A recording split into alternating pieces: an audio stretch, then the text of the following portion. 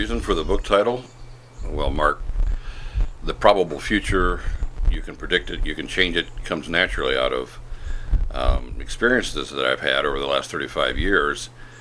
I spent the first part of my career as a psychotherapist, as a counselor. I worked in mental health centers and then worked in private behavioral health, and then had my own agency, and at one time was CEO of a psychiatric hospital and so on.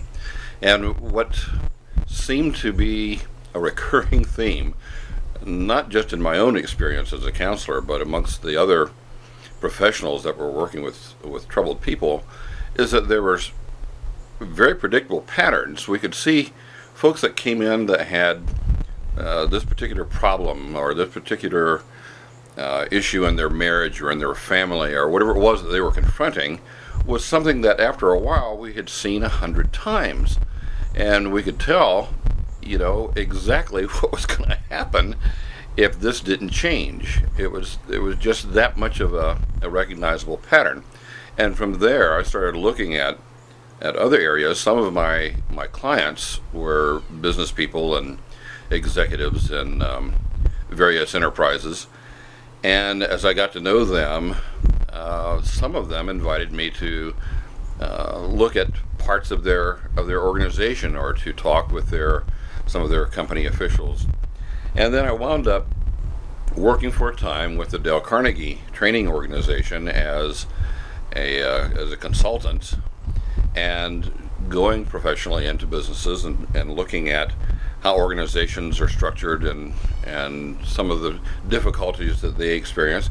And again, I started seeing, this is a whole lot like the one that I just looked at last week. And as I completed my my professional education, my doctorate is in organizational leadership. That was following my first master's was in counseling psychology, and then I got a master's in advanced leadership studies, and then a doctorate in organizational leadership, as I began working less with individuals with individual problems and more with organizations, looking at organizational problems. And again, the problems seemed to be the same patterns over and over, and it didn't really matter too much whether we're talking about a small company. Small companies seem to experience the same kinds of patterned problems. And you look at large corporations, and after a while, this large corporations' issues or concerns or challenges remind you a great deal of this one over here and that one over there, and they become, again, very recognizable. And that's probably how consultants, good ones, make their living, is recognizing those kinds of patterns. It's how counselors and psychologists and social workers and so on make their living. They recognize those patterns. It dawned on me that people could avoid going to see professionals or avoid creating the problems in their lives if they could recognize them themselves and make the changes that they needed to make so that they wouldn't continue having the same issues over and over again, and winding up seeing some professional for some period of time, and maybe getting a good professional that actually helps them, or maybe not getting a good one that is very helpful. So the whole idea behind the book is recognizing that there's patterns in our lives. We see it subconsciously, I think, when we look at what's going on in relationships.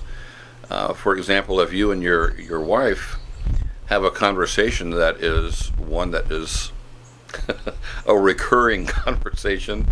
My wife and I number hours. After a while, we just say number 74 because it's one that we've already had over and over and over again, and we know that when she says this, it's going to evoke this particular feeling in me, and I'm going to say that, and this thing is rambling on and on. It's going way too long, and we need to cut it.